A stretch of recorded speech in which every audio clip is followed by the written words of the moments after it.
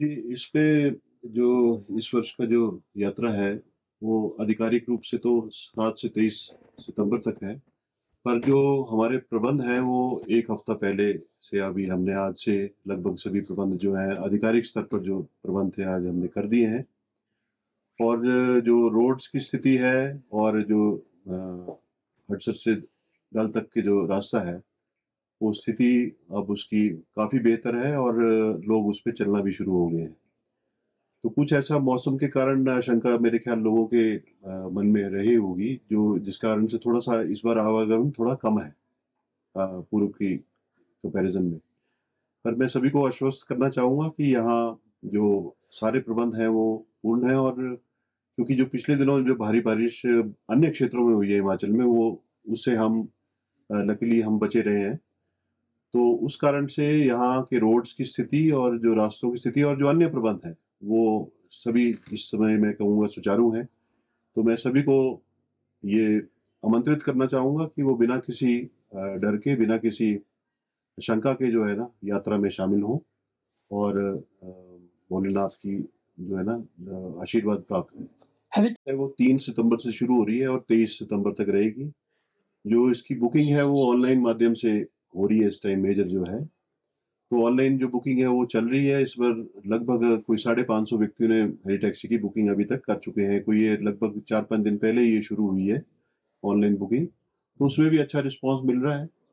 तो ये 3 तारीख से जो है चल पड़ेगा। इस बार वैसे अभी तक जो है कंपनी की ओर से जो प्रबंध है उसमें एक ही हेलीकॉप्टर वो इसमें प्रोवाइड करेंगे।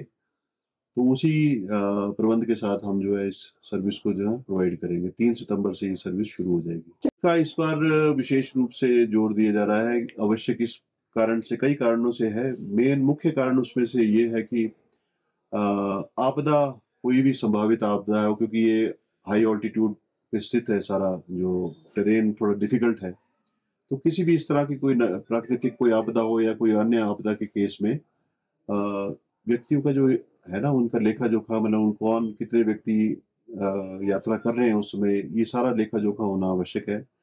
और अगर व्यक्तियों का अगर जो यात्रियों की हम संख्या और उनका अनुमान हम हमारे पास हो करेक्ट तो हम प्लानिंग में भी मदद मिलेगी आगे से हमारे को। तो इसी मकसद से जो है रजिस्ट्रेशन के ऊपर खास बल दिया जा रहा है और आज से जो है जो रजिस्ट्रेशन काउंटर है हमारे जिसमें कि ये भी रिकॉर्ड रखा जा रहा है भी कितने लोग एंटर किए हैं यात्रा के गेट से, वो भी आज से हमने रखना शुरू हुआ है। ऑफलाइन काउंटर भी आज से शुरू हो गए हैं। वैसे तो मनीमेष ट्रस्ट की जो ऑफिशियल वेबसाइट है मनीमेष यात्रा डॉट gov.in इसके माध्यम से व्यक्ति सेल्फ रजिस्ट्रेशन कर सकते हैं और बड़ा ही आसान प्रक्रिया है। कोई उसमें डॉक्यूमेंट भी कोई विशेष उसमें अपलोड करने की आवश्यकता नहीं है। तो एक समय पर अगर सेल्फ रजिस्ट्रेशन करते हैं तो एक 5 व्यक्ति एक मतलब मेन जो यात्री है और उसके साथ 4 और जो उसके सह-यात्री हैं वो इसमें रजिस्टर हो सकते हैं। उनको क्या डॉक्यूमेंट हमारा ये प्रयास रहेगा ताकि बुकिंग जो है वो ट्रांसपेरेंट हो और मतलब इसलिए सबको मौका मिले, कोई इस तरह का यहाँ भीड़-भड़क्का ना हो। तो लोग अगर ऑनलाइन बुकिंग करा के आएँ, तो वो बेटर रहेगा। उसकी हम फैसिलिटी दे रहे हैं, जो कंपनी की वेबसाइट और हमारा जो ट्रस्ट की वेबसाइट है, उसके माध्यम से ऑनलाइन बुकिंग करा सकते हैं लोग।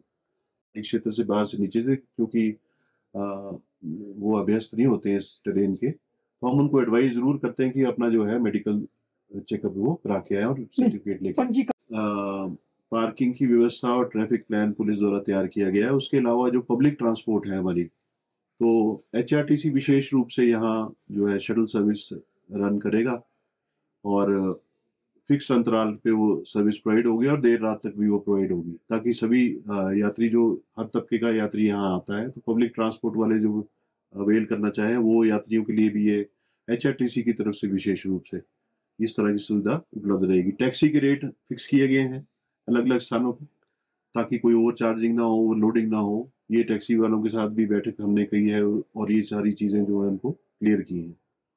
तो इस तरह से जो है जो ट्रांसपोर्ट की व्यवस्था भी जो है उसको भी करने का प्रयास किया। गवर्नमेंट इसके अलावा जो है वो मैंडेटरी नहीं है।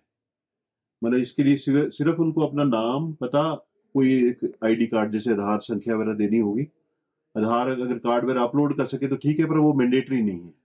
मेडिकल सर्टिफिकेट भी जो है वो अपना सेल्फ डिक्लेरेशन के रूप में ही है। अगर और वो अगर मेडिकल सर्टिफिकेट लगा पाएँ तो हम उनको एडवाइज करते हैं कि मेडिकल सर्टिफिकेट लगाएं। इसके अलावा कोई उसमें डॉक्यूमेंट अपलोड नहीं करना पड़ता। जो प्राइमरी यात्री, उनको केवल जो यात्री है, एक जो ग्रुप है, मतलब 5 का ग्रुप है या उससे छोटा ग्रुप भी हो सकता है, वो केवल एक इमरजेंसी कॉन्टैक्ट का नंबर देना होता है। इमरजेंसी कॉन्टैक्ट मतलब ऐसा व्यक्ति जो यात्रा में उनके साथ नहीं है, तो किसी अगर इमरजेंसी हो जाती तो उस कॉन्टैक्ट नंबर पे उनको संपर्क स्थापित किया जा सकता है। उसकी सहायता। हमसे जुड़े रहने के लिए हमारे YouTube चैनल को सब्सक्राइब करें और नई वीडियो की नोटिफिकेशन के लिए बेल आइकॉन को दबाएं। अगर आप ये वीडियो Facebook पर देख रहे हैं तो लाइक जरूर करें और ज्यादा से ज्यादा शेयर करें। इसी तरह के और भी अपडेट्स के लिए फॉलो करें हमारा Instagram पेज himachal.kesari।